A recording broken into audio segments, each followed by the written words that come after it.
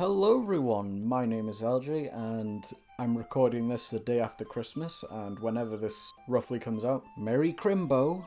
Or if you're watching this in the new year, next month, depending on if I actually get this out on time, fuck you, it's January. Fuck you, it's January!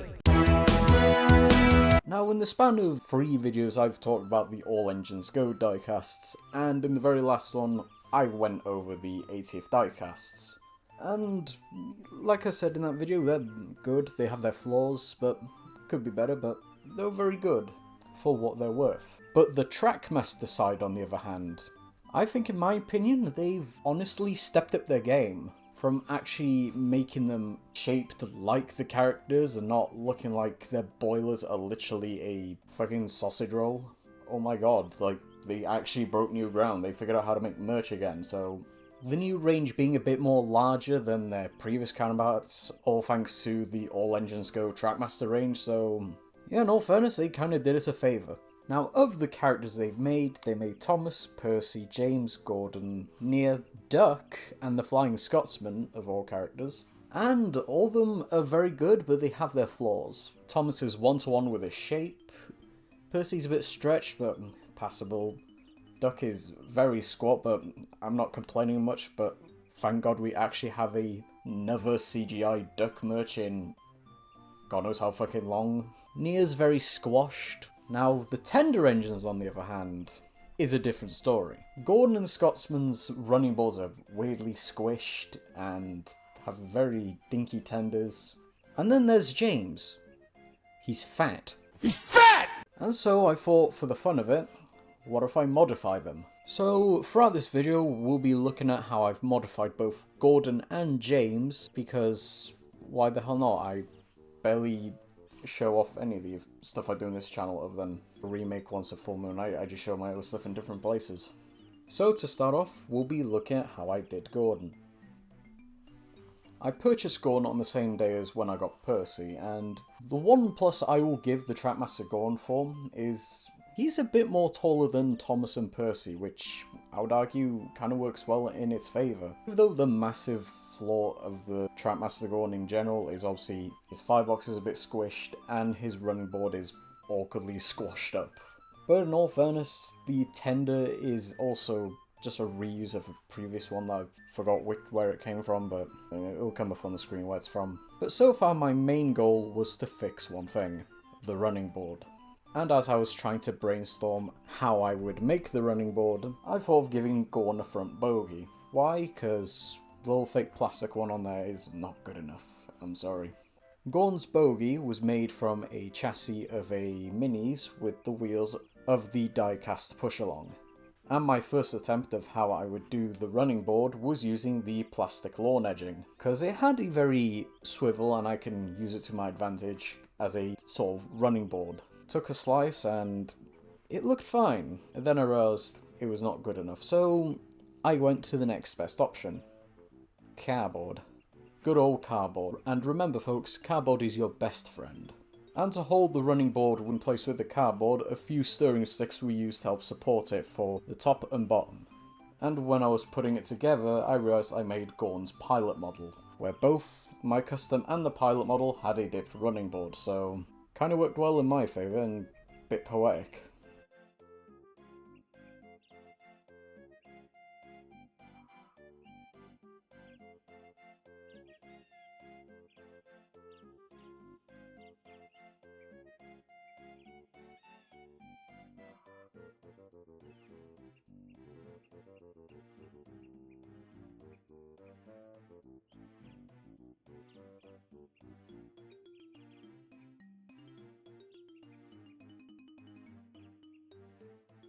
And then as for Gordon's Tender, it was heavily modified because as I fix the front, time to fix the back, and that was to heavily scratch build the Tender.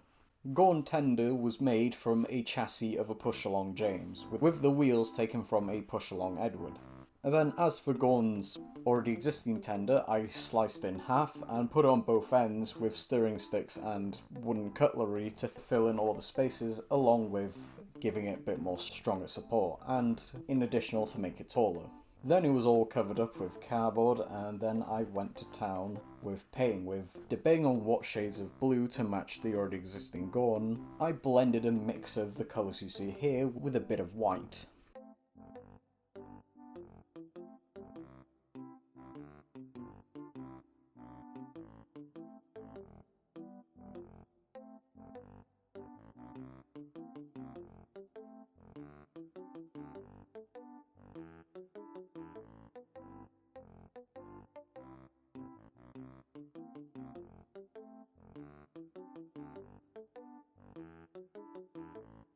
And then after painting what I did of Gordon's tender, Milliput was used to fill in the blanks and all the awkward cuts. And then I went and painted the red lining and did the back buffers, and yeah, Gordon was done, along with the addition of fake coal in the tender. And yeah, Gordon was done. Even when I was showing off how he was being built, a load of people did ask, does he run well on corners? The Mini's chassis was screwed in and given a bit of free swivel curve, especially in between the pistons where it sat, even with the pistons cut from the sides, and of that he runs very well.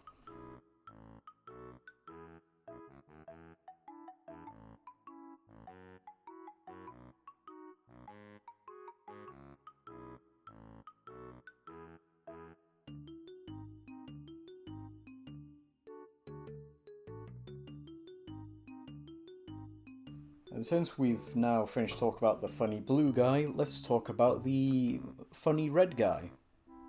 Jims.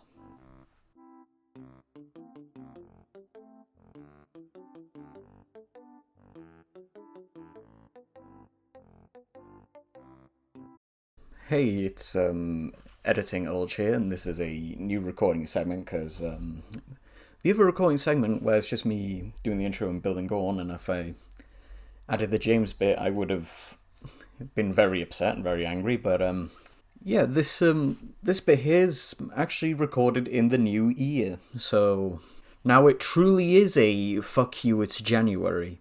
Fuck you, it's January! But enough about saying fuck you so many times in this video, now let's actually talk about the funny red guy, Jims. Now, the 80th Trackmaster James, it actually looks like the character, and they stepped up the game, but it does have one flaw though, massive. He's fat. Fucking hell, fatty! And he's clearly based on his CGI counterpart, because if you put him next to the 80th Gordon, he nearly overtowers him, like just nearly. And he does have some other flaws, like obviously his wheels are like a bit more center when they're not matching up with his wheel arches, and in some places he looks fine, just other than that, it's, yeah, he's a big boy. Heck, even his All Engines Go Trackmaster looks a bit more closer to James, but I feel like me saying that out loud, a load of people are gonna throw a massive hissy fit or throw the biggest tantrum known to man. I'm just saying, All Engines Go did a few good things, so yeah. So James was the last of the 80th Trackmasters that I got my hands on, and I got him on the same time as the All Engines Go Donald, which I've already done a video on. And my first plans of modifying James was to, at the time, was merely to fix out some things, like extend the funnel and dome, make the cab a bit taller, and leave it at that. But over time, I just thought to myself, I'll just make it more one-to-one. So I started out with pretty much gutting out his entire back and rearranging all the stuff to push the chassis a bit more back, and much like how I used the Trackmaster push-along for the bogey wheels of Gordon, the same thing was applied to James. And then some stirring sticks and matchsticks were used to do the back and make the cab a bit taller, and a small pipe was used to extend James's funnel. And James's switch was made a bit more shorter as it can't be able to fit through the cab anymore, or the hole it already has. And his rear cab was extended a bit more, and Milliput was thrown everywhere on the cab, on the funnel, on the floor, on Uranus. And then I went to touch him up, and then after that I went to paint him, and the first paint layers I put on him, they looked good, but I wasn't really happy with it. And the same with the dome, which I did the same trick, and yeah, I wasn't happy with it. It looked like a golden turd. And so I scraped the paint away and just start from scratch. The tender was built in the same principle as how I did Gordon. I sliced the center, and to make it stand out from Gordon's tender, I went for a more shorter 060 chassis, which I went for the All Engines Go Carly with, I think it's James's wheels that I've used for his chassis, for the chassis back here, and the same with the front pony truck. And then as for his dome, it was made with the end of a paintbrush, which oddly enough was nearly the same size as the already existing dome, so that was implanted, and yeah, he was done. And the same with Gorn, just fake hole in the tender and he was done.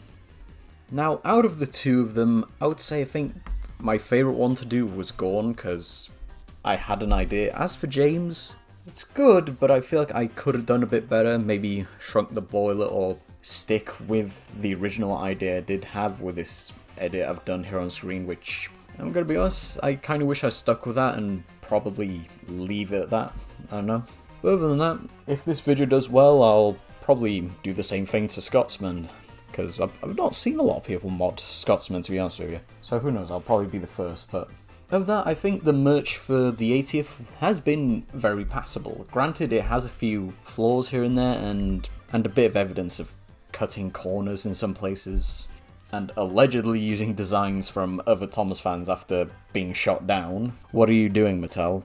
And I was going to say this for another video, but I'll probably talk about it here, because even after when I uploaded the diecast video, the last of the trilogy of the All Engines Go diecasts, the merch for this year's next reboot or incarnation, and it does look a bit better. Like, merchandise-wise, they do look a bit more closer to the character shape-wise, so yeah, and it also debunks the rumour of them going back to the 2019 molds, as we saw with Edward Diesel, Salty and all that, so yeah, just temporary placeholder.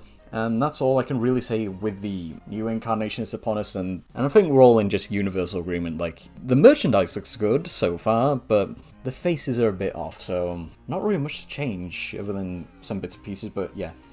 So, hope you all enjoy this video, and like I said, if this does well, I'll probably do the same thing to Scotsman, and possibly even Duck and Nia, because I've just been looking at them before recording this again, and figured to myself, yeah, I can modify them, but yeah, hope you all have a good day, and since we're now in the new year, fuck you, it's January, and have a good one, everyone. Adios.